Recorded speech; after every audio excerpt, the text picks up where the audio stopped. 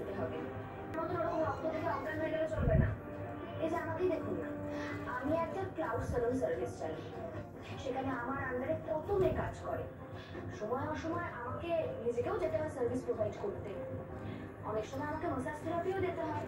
হ্যাঁ, অবশ্য আমি ফিমেলদেরই প্রোভাইড করি, কিন্তু কি হয় না, কারণ বাড়িতে গেলে বা অফিসে গেলে সেখানে অনেক পুরুষরা থাকে। তারা কিন্তু আমাদেরকে ইঙ্গিত দিতে ছাড়েন না।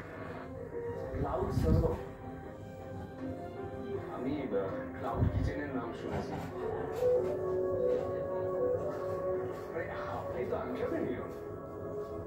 আচ্ছা, একটা কথা জিজ্ঞেস করবো? যত খুশি জিজ্ঞেস করুন। আসলে আমি জানতে চাইছিলাম যে আপনি ডিভোর্সি আর আপনার হাজবেন্ড মারা গেছেন।